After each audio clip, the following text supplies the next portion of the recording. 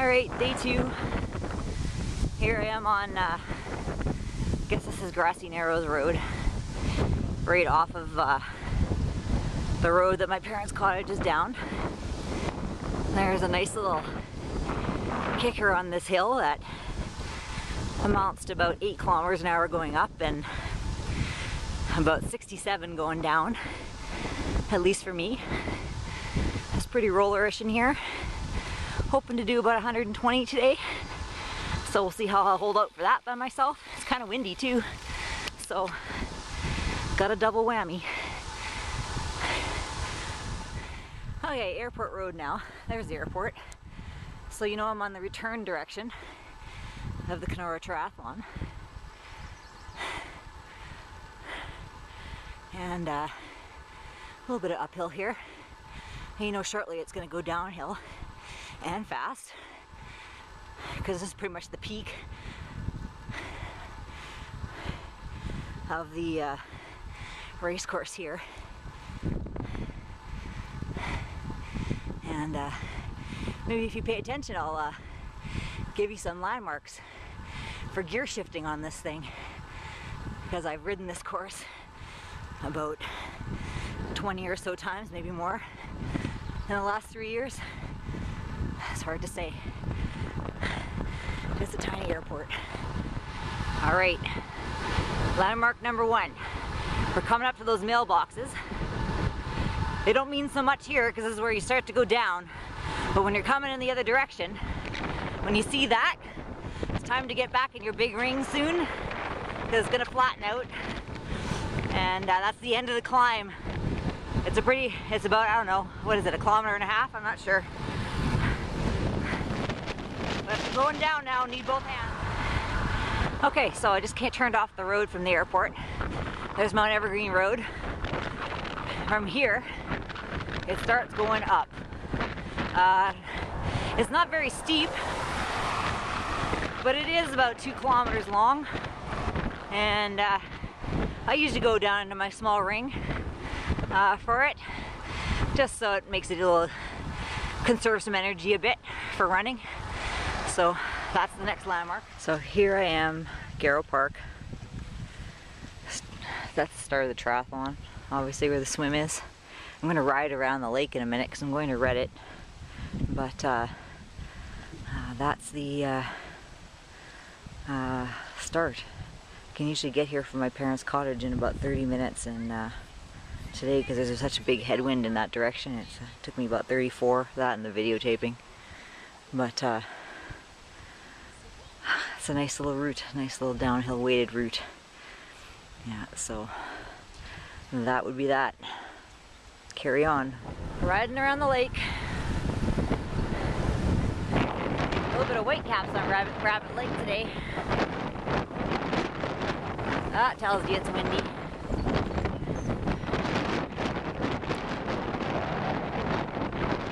It's pretty typical when I ride to Redditt that it's at my back on the way out there and I'm at my head on the way in, so we'll see how it goes. Okay, so I'm on the road to Redditt now. I forgot the distance now. It's about 25k to Redditt, something like that. And it looks like they've resurfaced the whole thing, except there used to be a little shoulder the whole way out there, and as you can see, they've taken most of it away, replaced it with gravel, which is not great, but it's a relatively quiet road, so nice little ride. So I'm just coming into Redditt. It ends on a pretty big climb.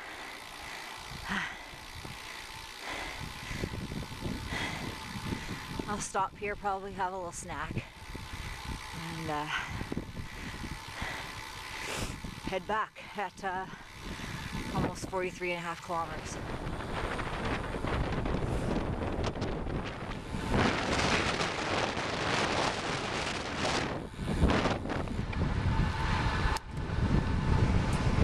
It's funny because I've lost track of how many lakes I've passed. I have to say there are at least 10. That's like on a 25k route and there's 10 different lakes. I like this section. That one I just looked at was Jack Lake, by the way. And this is, and they blasted right through the rock to build the road. Right down the middle of it. A little uphill here. But there's the Canadian Shield at its best, right there.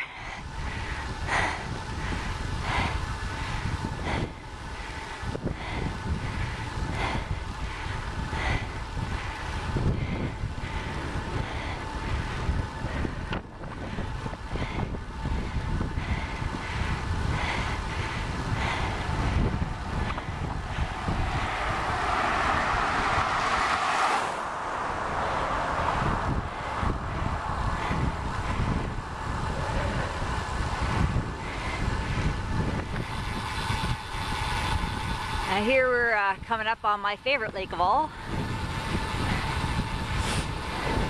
This is Black Sturgeon Lake. Actually, what I'm about to go over, I think, is more like the river that divides the two black sturgeons. There's upper black sturgeon and lower black sturgeon. And this is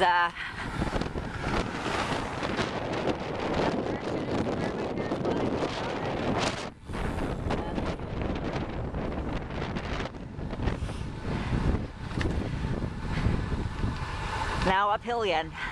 Back on Rabbit Lake Road. You can see across the way there, the beach is a lot busier than it was when I first went through there. I guess that would have been around 11:30 or so, maybe close to 12. Finally going with the wind. I don't know, it's so hard to tell around here when you're going with or against the wind. It's like the roads twist and turn and change direction so much. It's hard to tell which direction you're going at any given time.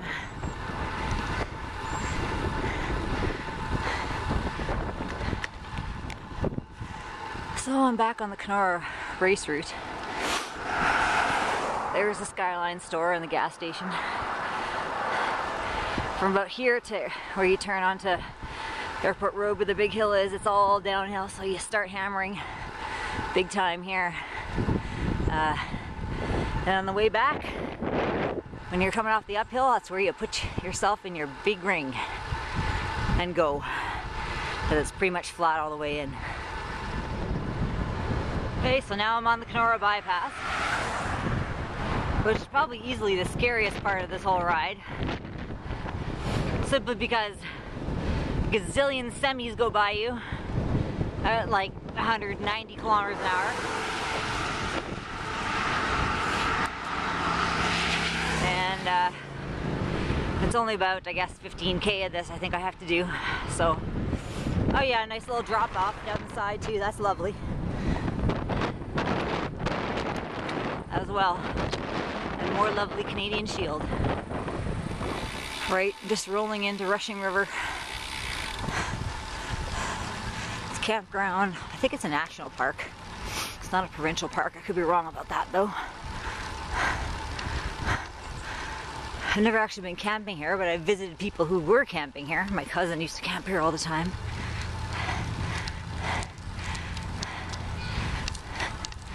I have a little place to swim in the river. Pretty busy today, it's hot out.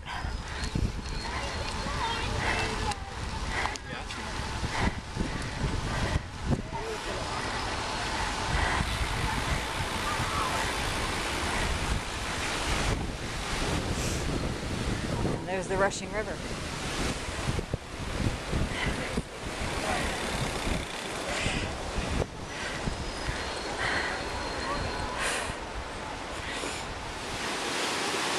This looks like a pretty good place to hang out and have my final snack before the ride back. I don't have much time to hang out or my mother will start to worry. Even when you're 40, your mother worries. But this is Rushing River.